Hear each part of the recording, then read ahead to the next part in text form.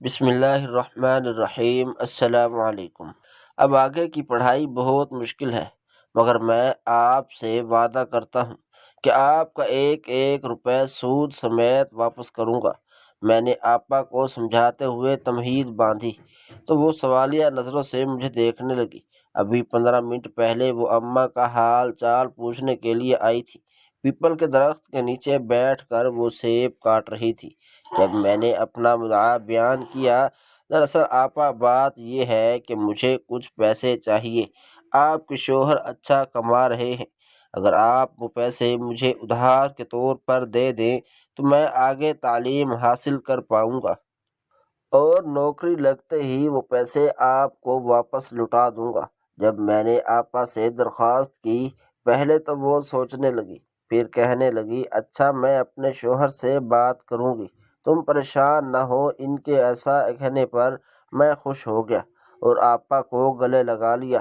اماں بیمار تھی، وہ دوسری چارپائی پر لیٹی ہوئی تھی۔ مجھے خوش دیکھ کر وہ مسکرانے لگی۔ میرے بہنوئی کی اپنی ذاتی پھلوں کی منڈی تھی اور وہ بہت کما رہے تھے۔ میں نے سوچا کسی اور سے ادھار لینے سے اچھا ہے کہ اپنے بہنوئی سے لے لوں، کل کو ان کا اعتبار تو ہوگا، ورنہ دوسروں کا کیا بھروسہ کہ وہ سود مانگنے لگ جائیں۔ ابھی ہم وہیں بیٹھے خوش گپیوں میں مصروف تھے جب میرا بہنوئی سجاد احمد وہیں چلا آیا۔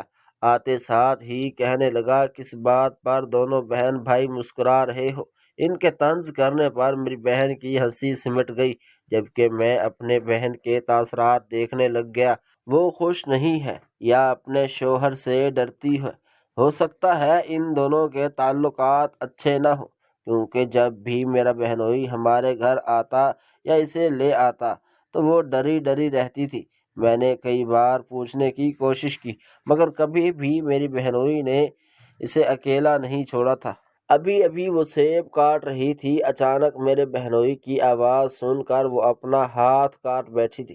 خون بہہ رہا تھا۔ شوہر ہونے کے ناطے میرے بہنوئی کو پریشان ہونا چاہیے تھا اور فوراً آگے بڑھ کر میری بہن کے ہاتھ پر پٹی کرنی چاہیے تھی، مگر وہ ایسے مطمئن بیٹھے تھے جیسے کچھ ہوا ہی نہیں۔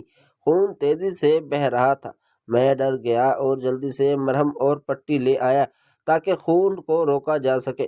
میری بہن سسکیاں لے کر رونے لگی تھی۔ مجھے معلوم تھا وہ زخم کی وجہ سے نہیں بلکہ کسی اور وجہ سے رو رہی ہے۔ بہرحال جو بھی تھا، میں نے اپنی بہن کی طرف دیکھا، وہ نظریں جرانے لگی۔ میں نے بھی زیادہ پوچھ گچھ نہیں کی کہ اس کا شوہر ناراض نہ ہو جائے۔ اماں بھی بیٹی کو دیکھ کر پریشان ہو چکی تھی۔ انہوں نے اٹھنے کی کوشش کی، مگر کمزوری کی وجہ سے اٹھ نہیں پائی اور دوبارہ لیٹ گئی۔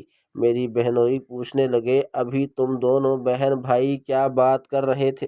ان کے سوالات کرنے پر میں بڑبڑا گیا اور بتانے لگا کہ آگے تعلیم کے لیے مجھے کچھ پیسوں کی ضرورت ہے، اور کیونکہ میں تعلیم کا خرچ نہیں اٹھا سکتا تو چاہ رہا تھا اگر بہن مجھے آگے تعلیم حاصل کرنے کے لیے پیسے ادھار دے دے تو نوکری کرتے ہی واپس لوٹا دوں گا۔ یہ سن کر سجاد بھائی ہنسنے لگے۔ وہ کہنے لگے، تمہارے باپ نے ایسے ہی کہہ کر مجھ سے 50,000 ادھار لیے تھے، ابھی تک اس نے واپس نہیں لوٹائے۔ میں نے شرمندگی سے سر جھکا لیا۔ ابا بہت کوشش کرتے تھے کہ وہ ہمارے لیے زیادہ سے زیادہ پیسے کما سکیں، مگر وہ کیا کرتے، وہ بھی تو مجبور تھے۔ ہر ممکن کوشش کرتے، مگر ایسی رکاوٹ بنی تھی کہ حل ہونے میں نہیں آ رہی تھی۔ میں شرمندہ ہو کر نیچے زمین کو گھور رہا تھا جب میرا بہنوئی کہنے لگا، اچھا تو تم کیا بننا چاہتے ہو؟ میں نے فوراً کہا، میں مقابلے کا امتحان دینا چاہتا ہوں۔ یہ سن کر وہ زور زور سے ہنسنے لگے اور کہنے لگے، اس کے لیے بہت پڑھنا پڑتا ہے، تم جیسا آوارہ مزاج لڑکا ہرگز نہیں پڑھ سکتا۔ جب بھی دیکھو گلیوں میں آوارہ گردی کر رہے ہوتے ہو، تم سے یہ نہ ہوگا، ایسے ہی پیسے ضائع کر دو گے۔ میں تمہیں پیسے نہیں دے سکتا، تمہاری کوئی گارنٹی نہیں ہے جب تک کہ تمہاری والدہ وہ 50,000 نہ لوٹا دے۔ سجاد بھائی نے حقارت سے کہا تو میں ہکا بکا انہیں دیکھتا رہ گیا۔ مجھے امید تھی کہ وہ میری مدد کریں گے، مگر انہوں نے تو میرے منہ پر ہی جواب دے دیا تھا۔ مجھے بہت برا لگ رہا تھا۔ میرے خواب بہت اونچے تھے اور وسائل نہ ہونے کے برابر ایسے مجھے سمجھ نہیں آ رہی تھی۔ کہ مجھے کیا کرنا چاہیے۔ سجاد بھائی سے امید تھی وہ بھی ختم ہو چکی تھی۔ اب میرے پاس کوئی ایسا شخص نہیں تھا جو میرے مدد کر سکے۔ میں سر جھکا کے بیٹھا تھا۔ جب میری بہن کہنے لگی تم رقم تو بتاؤ، کیا پتہ تمہارا بہنوئی دے دے۔ وہ نظریں چرا رہی تھی۔ میرے بہنوئی کو غصہ آ گیا۔ تم کماتی ہوتی تو پتہ چلتا پیسے کمانا کتنا مشکل ہے۔ یہ کہنا بہت آسان ہے کہ اپنی کمائی ہوئی رقم فلاں کو دے دو اور فلاں کو نہ دو۔ وہ طنز کر رہے تھے۔ مجھے بڑا برا لگا۔ میں مزید بحث نہیں چاہتا تھا اور نہ ہی یہ چاہتا تھا کہ میری وجہ سے میری بہن کی زندگی عذاب ہو جائے۔ میں نے خاموشی اختیار کر لی۔ تبھی میرا بہنوئی کہنے لگا ٹھیک ہے بتاؤ کتنے پیسے چاہیے۔ وہ کچھ سوچ رہا تھا۔ تبھی میں نے اسے کہا کم از کم 5-6 لاکھ کا خرچہ تو آئے گا، یا اس سے بھی زیادہ کچھ نہ کہہ سکتے۔ وہ حیران ہوتے ہوئے کہنے لگا کبھی تم نے 5,000 بھی اکٹھے دیکھے ہیں جو 5 لاکھ کی بات کر رہے ہو؟ اس طنز نے میرے اندر غصہ بھر دیا۔ میرا بس نہیں چل رہا تھا کہ اس کا منہ توڑ دوں، مگر ایک تو وہ مجھ سے عمر میں بڑا تھا، دوسرا میری بہن کا شوہر تھا۔ میں اس سے بدتمیزی سے پیش نہیں آ سکتا تھا کہ میری بحث کی وجہ سے کل میری بہن کو باتیں سننی پڑیں۔ اماں ہماری گفتگو سن رہی تھی۔ وہ آنکھوں سے مجھے اشارے کر رہی تھی کہ تم نے بہن کے سامنے رقم والی بات کیوں چھیڑی؟ تم جانتے بھی ہو اس کا شوہر کیسا ہے۔ مگر میں نے نظر انداز کر دیا۔ غیروں سے مدد مانگنے سے تو بہتر تھا کہ مدد اپنوں سے مانگ لی جائے، مگر اماں یہ نہیں سمجھتی تھی۔ وہ اپنے طور پر ٹھیک تھی۔ میرا بہنوئی تھا جو ایسا انسان تھا۔ اس نے 2 منٹ میں اس بار میری بے عزتی کر لی تھی جو مجھے بہت ناگوار گزر رہی تھی۔ میں بہت اداس ہو چکا تھا اور مایوس بھی۔ مجھے لگا اب کچھ نہیں ہو سکتا۔ یقیناً مجھے اپنے خواب کی قربانی دینی پڑے گی، کیونکہ ابا اس قابل نہیں تھے کہ وہ میری تعلیم کے اخراجات اٹھا سکتے۔ میں انٹر تو کر چکا تھا، اب چاہتا تھا MSc میں ایڈمیشن لے کر مقابلے کے امتحان کی تیاری کروں، کیونکہ میرا دوست بھی مقابلے کی امتحان کی تیاری کر رہا تھا۔ میں چاہتا تھا کہ چاہے جتنا بھی پڑھنا پڑے میں پڑھوں گا، مگر عہدہ اسے ہونا چاہیے کہ میرے بہنوئی جیسے لوگوں کو چپ لگ جائے۔ یہ مشکل تھا مگر ناممکن نہیں۔ میرے بہنوئی کا فون بجنے لگا۔ کال دیکھتے ہی وہ اٹھ کر چلا گیا۔ اس کے چہرے کال دیکھتے ہی سیاہ ہو چکا تھا۔ نہ جانے کس خوف کے تحت وہ ہمارے درمیان سے اٹھ گیا۔ 10 منٹ 15 منٹ تو ہم نے اس کے آنے کا انتظار کیا، مگر جب وہ مجھے اطمینان ہو گیا کہ واپس نہیں لوٹے گا تو میں نے بہن سے کہا میں معذرت چاہتا ہوں، میرا ہرگز ارادہ تمہیں بے عزت کرانے کا نہیں تھا۔ دیکھنا گھر کا جا کر تمہارا شوہر تمہیں پھر سے مارے گا۔ میں شرمندگی جتاتے ہوئے کہنے لگا تو میری بہن کہنے لگی کوئی بات نہیں، میرے پاس ایک حل ہے۔ میں نے پوچھا کون سا حل؟ کہنے لگی بتاتی ہوں، 1 منٹ میں آئی ابھی۔ وہ اندر گئی اور کچھ سونے کے زیور اٹھا لائی اور میرے سامنے رکھتے ہوئے کہنے لگی ایسے ہی آرٹیفیشل زیور بنوا دوں۔ میں شوہر کو کہہ دوں گی یہ سونے کے زیور ہیں اور تم انہیں بیچ کر اپنی تعلیم کے اخراجات پورے کرو۔ میں حیران ہو کر بہن کو دیکھنے لگا۔ اس نے اپنے زیور ہمارے پاس رکھوائے ہوئے تھے۔ ان کا تو مجھے خیال ہی نہیں آیا تھا۔ ان کا گھر بن رہا تھا، اس کی وجہ سے میری بہن کے جہیز کا سارا سامان ہمارے گھر میں پڑا ہوا تھا۔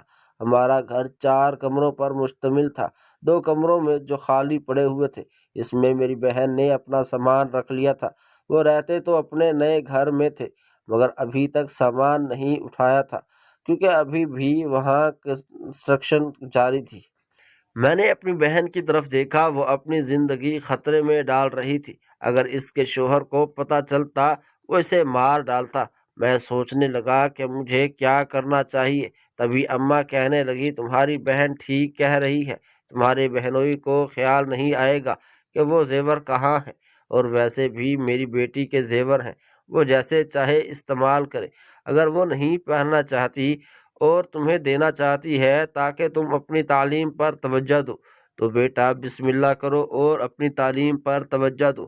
جب اماں نے میری حوصلہ افزائی کی تو میں مان گیا اور بہن سے زیور لے لیے۔ زیور دوبارہ بنوانا بھی بہت بڑی ذمہ داری تھی۔ اور مجھے ہی نبھانی تھی۔ مجھے ڈر لگ رہا تھا، مگر پھر کامیاب ہونے کے لیے کچھ کھونا تو پڑتا ہے۔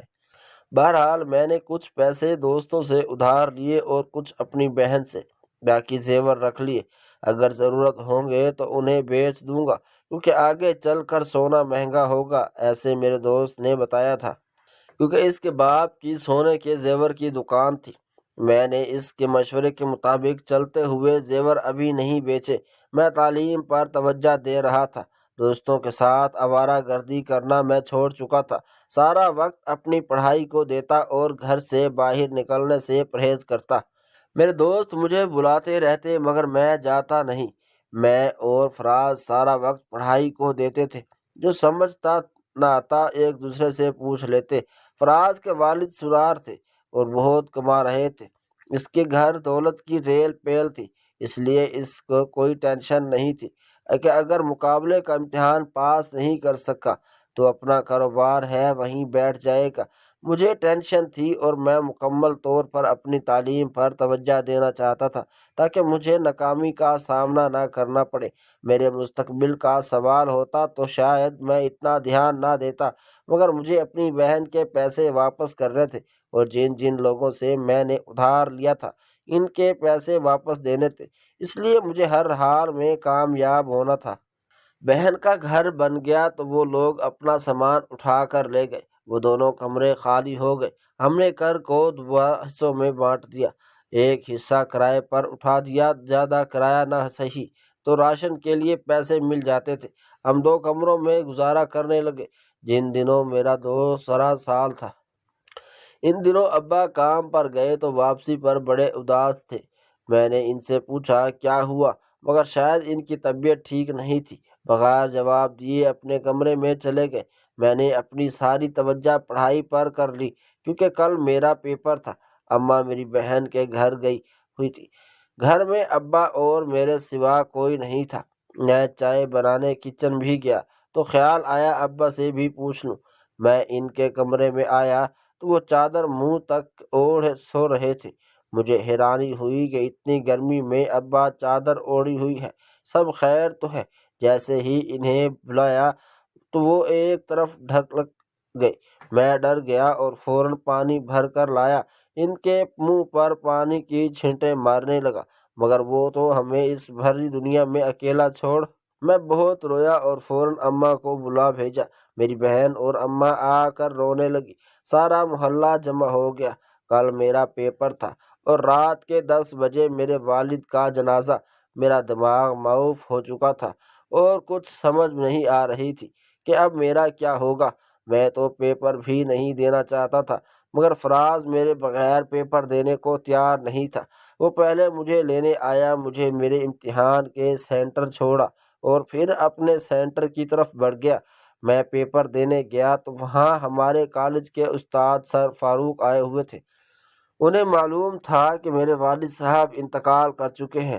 انہوں نے وہاں کھڑے ہوئے نگران سے میری سفارش کر دی کہ اسے کچھ مت کہنا، ابھی اس کے والد کا انتقال ہوا ہے۔ وہ نگران اچھا تھا، اس نے میرا احساس کیا اور مجھے دیر تک پیپر کرنے دیا، حالانکہ سارے بچے پیپر حل کر کے جا چکے تھے۔ پیپر دے کر آیا تو اماں اور بہن کو دیکھا جو صحن میں اداس بیٹھی تھی۔ پہلا خیال میرے ذہن میں یہ آیا کہ ابا کہاں ہیں، کیونکہ میں تو بھلا چکا تھا کہ اب وہ اس دنیا میں نہیں رہے۔ جب میں نے اماں سے پوچھا کہ ابا کہاں ہیں تو وہ اونچی آواز میں رونے لگ گئی۔ تب مجھے احساس ہوا کہ میں نے انہیں خواہ مخواہ میں رلا دیا ہے۔ ابا تو جا چکے ہیں، اب اماں کا دھیان رکھنا میری ذمہ داری تھی۔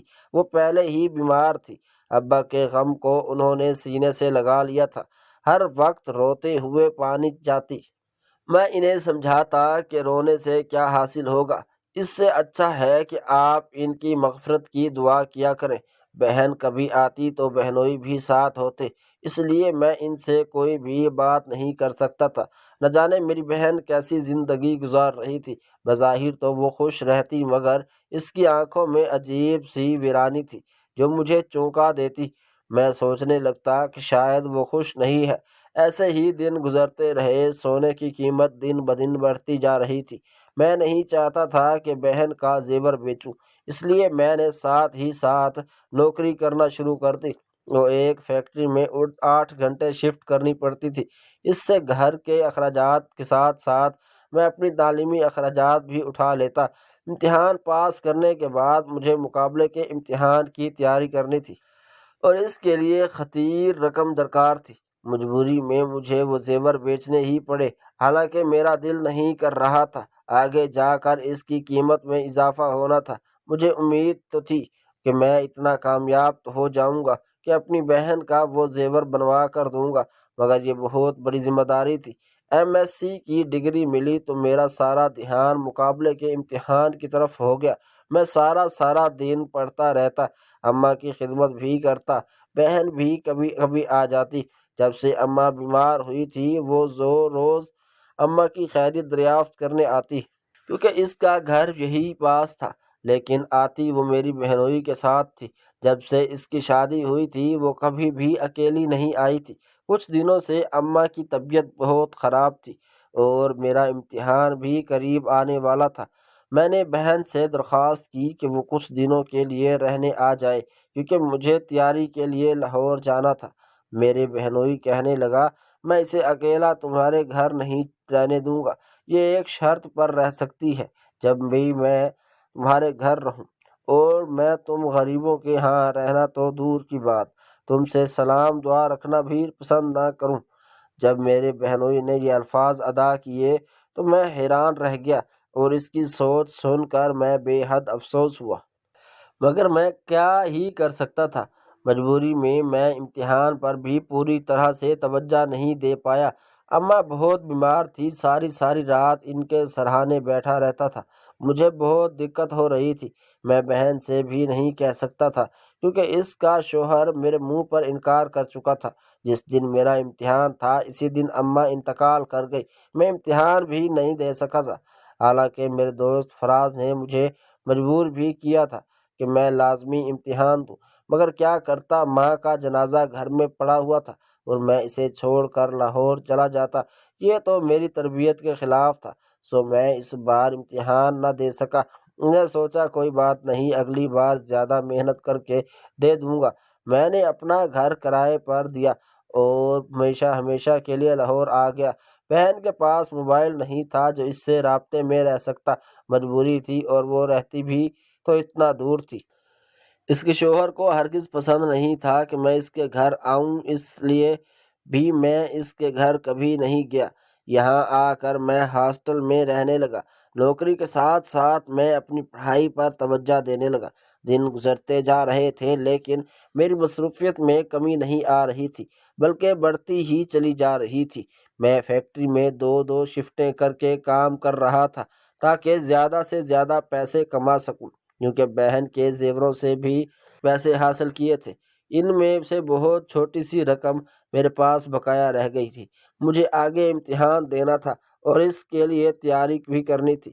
اس کے لیے ضروری تھا میرے پاس ایک خطیر رقم جمع ہو۔ یہاں آ کر میں لنگر سے کھانا کھانے کی لگا تاکہ پیسے بچ سکیں۔ میں ایسی زندگی جی رہا تھا جو کوئی بھی جینا پسند نہ کرے۔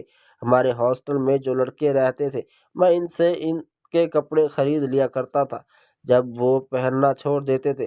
میں زیادہ تر لنڈے کے کپڑے ہی لیا کرتا تھا۔ ایسا نہیں تھا کہ نئے کپڑے خریدنے کی میری اوقات نہیں تھی، مگر میں پیسے بچانا چاہتا تھا، اس لیے ایسا کر رہا تھا۔ اب کی بار امتحان میں پوری توجہ دینا چاہتا تھا، کیونکہ مجھے اپنے خواب پورے کرنے تھے اور وہ تمام ادھاریں بھی لوٹانی تھی جو میرے سینے پہ بوجھ تھی، جو مجھے راتوں کو بیدار کیے رکھتی۔ مقابلے کے امتحان میں کچھ مہینے رہ گئے تھے جب میں نے فیکٹری میں نوکری کرنا چھوڑ دیا اور اکیڈمی جوائن کر لی تاکہ اپنی تعلیم پر پوری توجہ دے سکوں۔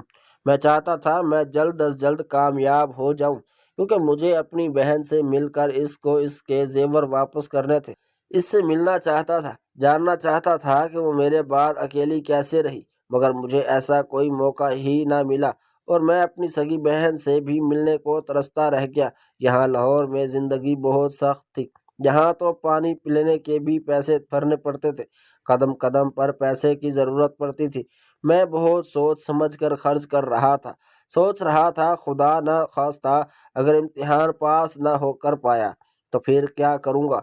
इसलिए भी थोड़ी रकम मैंने महफूज कर ली। इन्हीं दिनों हॉस्टल में एक लड़के का कत्ल हुआ और वो हॉस्टल बंद हो गया।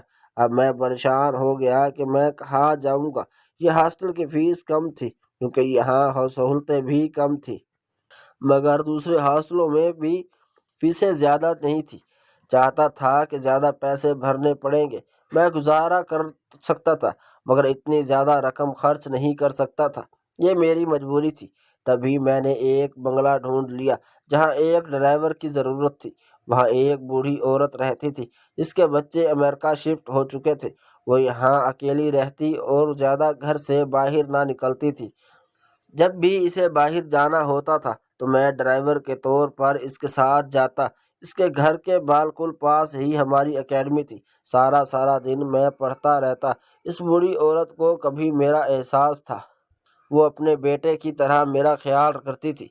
बस शाम के वक्त आधे घंटे के लिए इसकी व्हील चेयर को घसीट कर मुझे पार्क ले जाना होता था और फिर मगरिब की अजान के लिए आते ही इसे वापस ले आना होता था।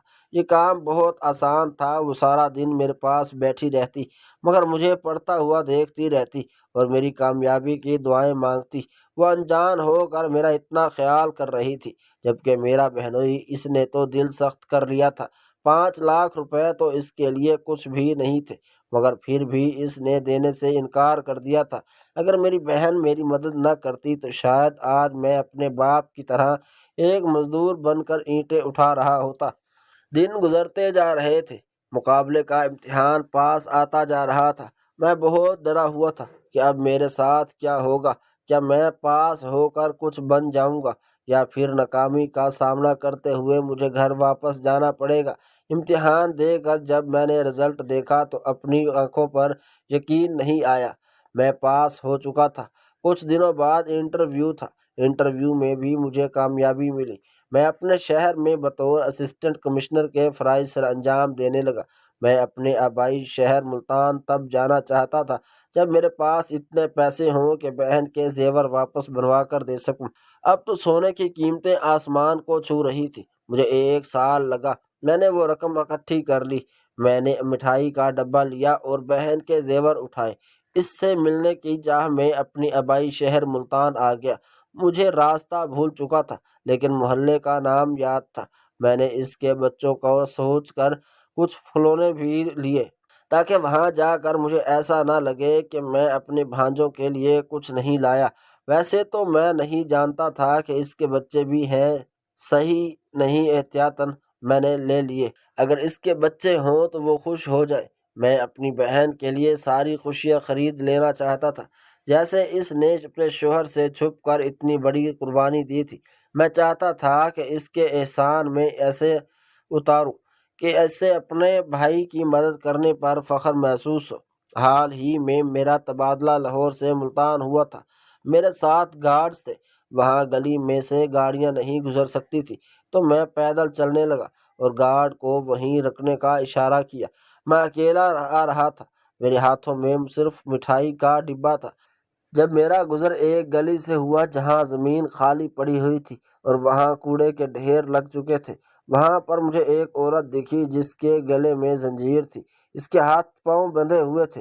इसके हाथ में एक कूड़ेदान था जिसका कूड़ा फेंकने वो इस ढेर पर आई हुई थी। मेरा तो हुलिया ही बदल चुका था। मुझे यकीन नहीं आ रहा था मेरी बहन नहीं पहचानेगी, लेकिन मैं इसे पहचान लूँगा। मैं रास्ते में मुस्कुराता हुआ जा रहा था जब मेरी नज़र इस औरत पर पड़ी जो कूड़ा फेंकने आई थी। फिर इस इधर ही बैठकर कुछ तलाश करने लगी।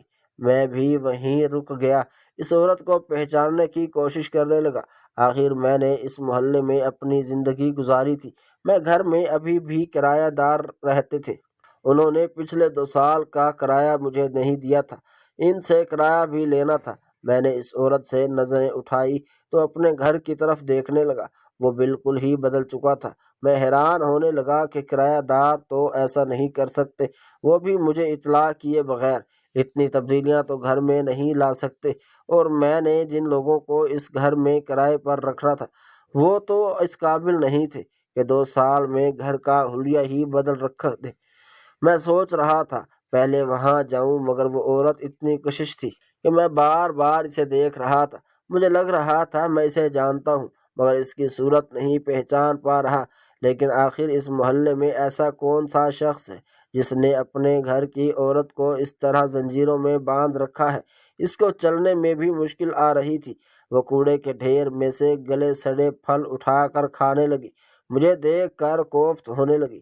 دل میں آیا کہ اس کی مدد کروں، مگر پھر رک گیا کہ اس آدمی پر افسوس کرنے لگا جس نے اپنی عورت کو اس حال میں رکھا ہوا تھا۔ مجھے بڑا دکھ ہو رہا تھا۔ دل چاہا اس عورت کے گھر والوں سے ملوں اور انہیں اچھا خاصا سبق سکھاؤں۔ یہاں سب میرے اپنے رہتے تھے۔ دھیرے دھیرے میں آگے قدم بڑھانے لگا تو سامنے مجھے رحیم چچا آتے دکھائی دے، جو میرے ابا کے دوست تھے۔ انہوں نے تو گھر کرائے پر لیا تھا۔ وہ میرے گھر میں جانے کی بجائے کسی اور گھر کی طرف جانے لگے تو میں حیران ہوا کہ یہاں کہاں جا رہے ہیں۔ میں نے وہیں سے پکارا، چچا رحیم بات سنیں۔ میری آواز سن کر وہ عورت چونک گئی اور جلدی سے کھڑی ہو گئی۔ حیرت سے وہ مجھے تک رہی تھی، مگر فی الحال رحیم چچا متوجہ ہو تو چکے تھے۔ مجھے اس طرح اتنا تیار شیار دیکھ کر وہ حیرت سے مجھے تکتے لگے۔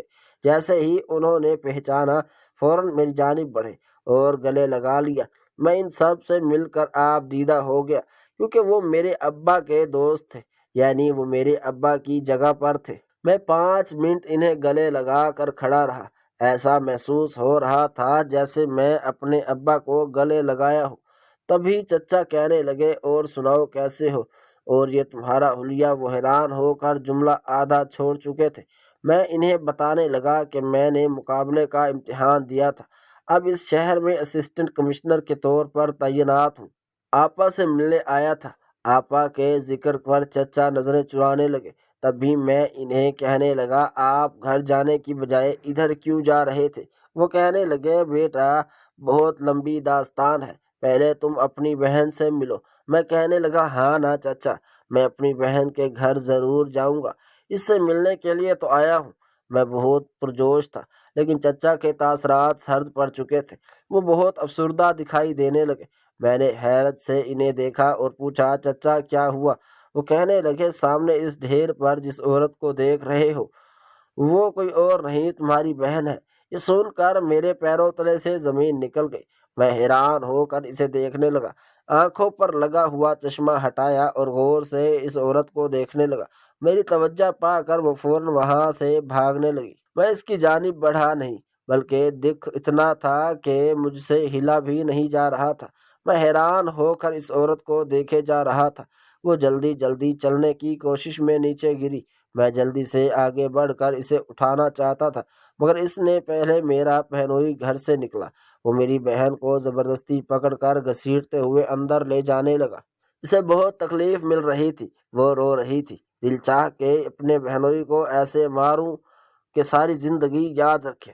میرے سامنے وہ میری بہن پر ظلم کر رہا تھا، اور یہ میں کیسے ہونے دے سکتا تھا؟ میں غصے سے آگے بڑھنے لگا جب چچا رحیم نے میرا ہاتھ پکڑ لیا اور کہنے لگے، ایک بار میں نے تمہاری بہن کے حق میں بولنے کی کوشش کی تھی، مگر اس ظالم آدمی نے سب کے سامنے میری عزت تار تار کر دی تھی۔ بیٹا تم ایسے مت جاؤ، اپنے گارڈز بلا لو، اکیلے مت جاؤ۔ میں کہنے لگا، چچا میں کمزور نہیں ہوں، اور اسے تو میں بتاتا ہوں کہ اس کی ہمت کیسے ہوئی میری بہن پر ہاتھ اٹھانے کی اور اسے اس حالت میں رکھنے کی، یہاں تک کہ اس نے اس کے ساتھ پاؤں پہ بیڑیاں باندھی ہوئی تھی۔ آج میں اس کو بتاتا ہوں کہ اس نے کیا کیا ہے۔ یہ کہہ کر میں غصے میں آگے بڑھا اور گیٹ بجانے کا بجائے فوراً سے اندر چلا گیا۔ اندر جا کر میرے پیروں تلے سے زمین نکل گئی۔ اپنی آنکھوں پر یقین نہیں آ رہا تھا کہ ایسا بھی ہو سکتا ہے۔ میرا نام شہباز ہے۔ میرے والد شہباز قلندر کے بہت بڑے مرید تھے۔ انہوں نے میرا نام انہی سے عقیدت کی وجہ سے رکھا تھا۔ انہیں لگتا تھا نام میں بہت طاقت ہوتی ہے، وہ انسان خصوصیات پر خوب اثر رکھتا ہے۔ میری تربیت کرنے میں انہوں نے کوئی کمی نہ چھوڑی، ہر طرح سے ایک مکمل انسان بنایا۔ ابا ایک ٹھیکیدار کے ساتھ کام کرتے تھے۔ انہوں نے بڑی مشکلوں سے ہم دونوں کو پالا تھا۔ ایک زمین تھی جس پر ہم نے گھر بنایا ہوا تھا۔ شکر ہے کہ مہنگائی کے اس دور میں ہمیں کرایہ نہیں بھرنا پڑتا تھا، مگر پھر بھی بہت مشکلات آتی تھی۔ ابا نے میری بہن کو میٹرک تک پڑھایا۔ اس کے بعد اچھے گھرانے سے ان کا رشتہ آ گیا تو فوراً ان کی شادی کر دی گئی۔ ابا جب بھی آتی تو آنکھیں ویران ہوتی اور اچانک مخاطب کرو تو چونک لگ جاتی۔ مجھے سمجھ نہ آتی تھی کہ آخر ان کے ساتھ مسئلہ کیا ہے۔ ان کا شوہر نہ تو انہیں بولنے دیتا، اکیلا انہیں میکے آنے دیتا۔ ہم تو ان سے تنگ تھے، مگر وہ میرے یہنوئی تھے، اس لیے میں زیادہ کچھ نہیں کہتا تھا۔ دن گزرتے رہے، ابا اماں فوت ہو گئے تو میں مقابلے کے امتحان دینے کے لیے لاہور آ گیا۔ پھر نہیں پتا کہ بہن کس حال میں رہتی ہے۔ اب جب واپس آیا تو اس کی حالت دیکھ کر دل کٹ رہا تھا۔ سوچتا تھا کہ میں اماں ابا کو کیا سوچیں گے، میں نے کیسی ذمہ داری نبھائی۔ ایک بار بھی پلٹ کر بہن کا نہیں پوچھا۔ اب بہن کی حالت دیکھی تو سوچا یہ چپ رہنے کا وقت نہیں بلکہ کچھ کر دکھانے کا وقت ہے، تو پہلے مجھے ہی کچھ کرنا چاہیے، کیونکہ یہ ڈرنے کا وقت نہیں تھا بلکہ کچھ کر دکھانے کا وقت تھا۔ تو پہلے مجھے ہی کچھ کرنا چاہیے تھا، کیونکہ یہ ڈرنے کا وقت نہیں تھا بلکہ کچھ کرنے کا وقت تھا۔ میری بہن کی ذمہ داری داؤ پر لگ چکی تھی۔ میرے ماں باپ نے یہ تو دیکھا تھا کہ وہ لڑکا اچھا کما رہا ہے، مگر یہ نہیں دیکھا کہ وہ انسان کا بچہ بھی ہے یا نہیں۔ اس نے ہر وقت میری بہن کو اپنے ظلم و ستم کا نشانہ بنایا۔ چپ چاپ طلاق کے ڈر سے سب کچھ سہتی رہی، مگر میں چاہتا تھا اب جب میں کچھ بن چکا ہوں تو اپنی بہن کے لیے کچھ کروں تاکہ اس کی زندگی سنور جائے۔ میں جیسے ہی گھر کے اندر داخل ہوا، پیروں سے زمین نکل گئی۔ میرے بہنوئی نے میری بہن کو درخت کے ساتھ لٹکایا ہوا تھا اور ڈنڈے کے ساتھ مار رہا تھا اور بری بری گالیاں دے رہا تھا۔ اسے دیکھ کر تو میرے اوسان جاتے رہے۔ سوچ بھی نہ سکتا تھا کہ بہن کو اس حالت میں دیکھوں گا۔ میں نے جلدی سے گارڈز کو بلایا۔ مجھے سامنے دیکھ کر میرے بہنوئی نے مجھے پہچانا نہیں بلکہ الٹا مجھ پر غصہ ہونے لگا۔ مجھے بھی غصہ آ گیا۔ آگے بڑھ کر میں نے اس کے ہاتھ سے ڈنڈا چھینا اور ایک زوردار تھپڑ اس کے پردے مارا۔ وہ لڑکھڑا کر نیچے جا گرا۔ بڑا گھر، نوکر چاکر، سب کچھ اس نے میری بہن کو دیا، مگر نہیں دیا تو پیار اور عزت جس کی اسے شدت تھی۔ مجھے غصہ آ رہا تھا، میں اسے مارتے ہوئے خود پر قابو نہیں کر پا رہا تھا، مارے جا رہا تھا۔ وہ چلا رہا تھا، اپنا دفاع کرنا چاہتا تھا، مگر میرے سامنے وہ ٹک نہیں پایا۔ میں پچھلے 1 سال سے جم جا رہا تھا اور میرے سامنے وہ ایک کمزور اور لاخر سا آدمی دکھ رہا تھا۔ تبھی گارڈز آ گئے۔ انہوں نے مجھے پکڑا اور اسے گرفتار کر لیا۔ گرفتار ہوتے ہوئے وہ چیخ چلا رہا تھا اور مجھے دھمکیاں دے رہا تھا۔ میں اسے کہنے لگا، تم مجھے دھمکیاں کیسے دے رہے ہو؟ یہ جانتے بھی ہو میں کیا ہوں؟ میں چاہوں تو ساری زندگی کے لیے تم میں جیل کر دوں۔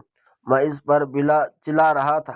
مجھے اس پر اتنا غصہ تھا کہ ابھی تک میری نظر بہن میری پر نہیں پڑی تھی۔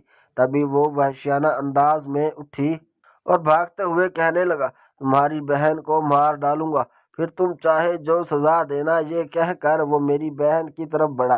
میں نے اسے دھکا دیا۔ جلدی سے بہن کو سہارا دیتے ہوئے اسے درخت سے اتارنے لگا۔ اس کی کلائیاں، گردن اور پیر برے طریقے سے زخمی ہو چکے تھے، وہاں زنجیر کے نشان بن چکے تھے۔ وہ ہچکیوں سے رو رہی تھی۔ وہ تو مجھ سے پہچانی بھی نہیں جا رہی تھی۔ ایسا لگ رہا تھا کوئی 70-80 سال کی بوڑھی عورت ہو۔ جگہ جگہ مار کے نشان تھے اور کپڑے اتنے بوسیدہ تھے کہ بدبو مجھے اس کے قریب نہیں جانے دے رہی تھی۔ وہ معذور ہو کر رہ گئی تھی۔ بہن اپنی کو دیکھ کر میرا دل چاہا کہ اس آدمی کو اتنا ماروں کہ وہ زندہ نہ رہ پائے، مگر میں اسے اتنی سستی سزا نہیں دے سکتا تھا۔ میں نے سوچا اس کو تو میں بعد میں مزہ چکھاؤں گا، پہلے مجھے اپنی بہن کو ڈاکٹر کے پاس لے جانا ہے۔ چس کی حالت بہت زیادہ خراب، وہ چیخ رہا تھا اور مجھے دھمکیاں دے رہا تھا، مگر مجھے کسی چیز کی پرواہ نہیں تھی۔ میں جانتا تھا کہ وہ ایسے گرے گا، اس لیے میں نے گارڈز کو بلوا لیا تھا۔ پولیس آئی اور اسے پکڑ کر لے گئی۔ کیونکہ میں اسسٹنٹ کمشنر تھا، اس لیے کسی نے پوچھنا بھی گوارا نہیں کیا کہ اسے کیوں گرفتار کیا جا رہا ہے۔ میں پولیس والوں کو کہنے لگا، اسے لے کر چلو، اس کی مرمت تو میں خود کرتا ہوں۔ میں اپنی بہن کو ہسپتال لے گیا۔ ڈاکٹرز نے کہا یہ پولیس کا معاملہ ہے، ہم ایسے ان کا علاج نہیں کر سکتے۔ تبھی میں نے انہیں بتایا کہ میں اسسٹنٹ کمشنر ہوں، تو فوراً ہسپتال کا سارا عملہ متحرک ہو گیا۔ ہر کوئی میری توجہ حاصل کرنا چاہتا تھا۔ مجھے ایسی توجہ نہیں چاہیے، بس میں چاہتا تھا کہ میری بہن کا اچھے سے علاج کیا جائے۔ بہن کی حالت بہت خراب تھی، اسے ایمرجنسی میں رکھا گیا تھا۔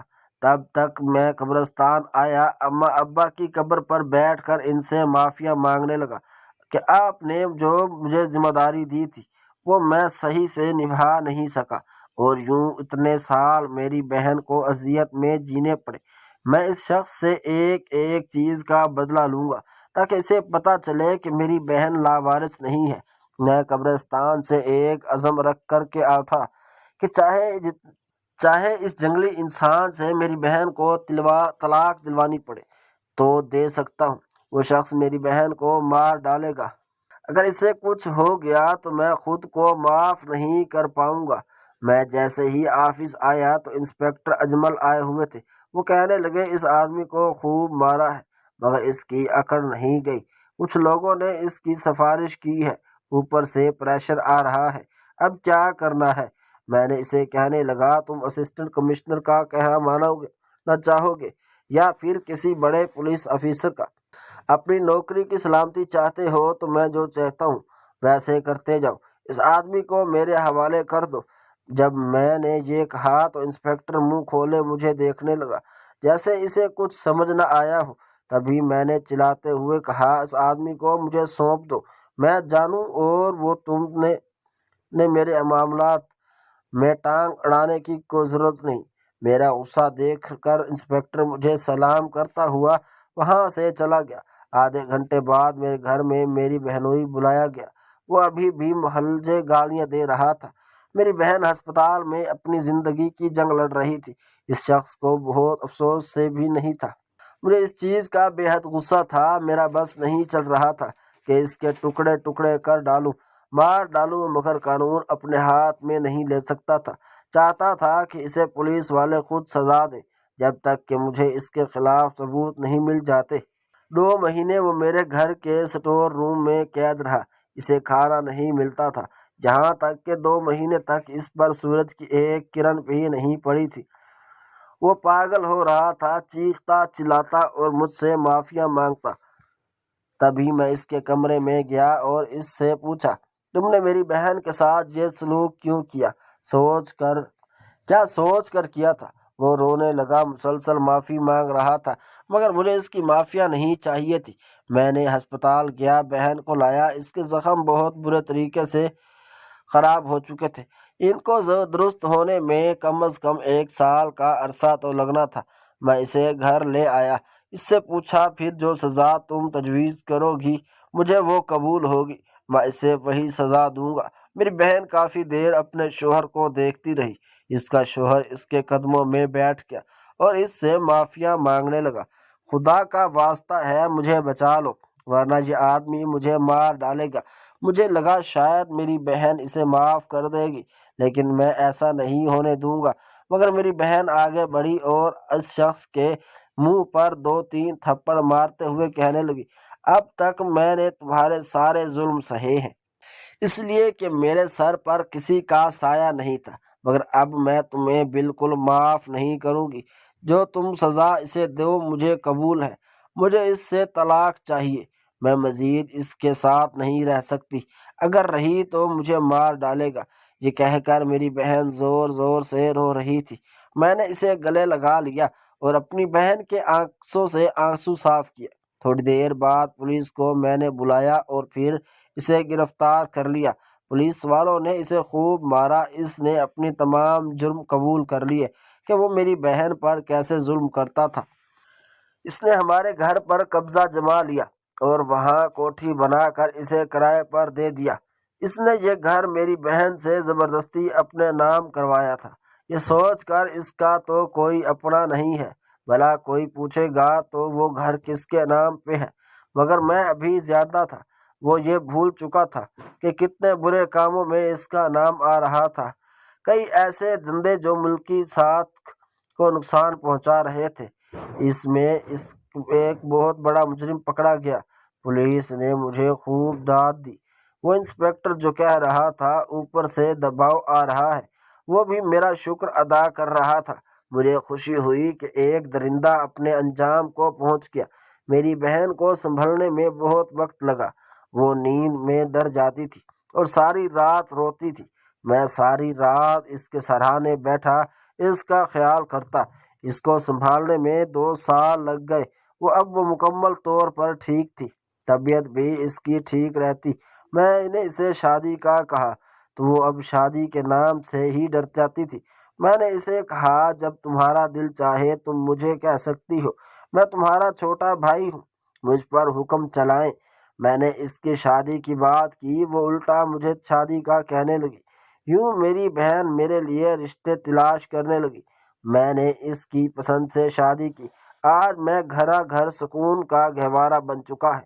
میری بیوی میری بہن سے عزت سے پیش آتی ہے اور ہر ممکن کوشش کرتی ہے کہ اس کا خیال کر سکے۔ میری بہن بہت خوش ہو گئی۔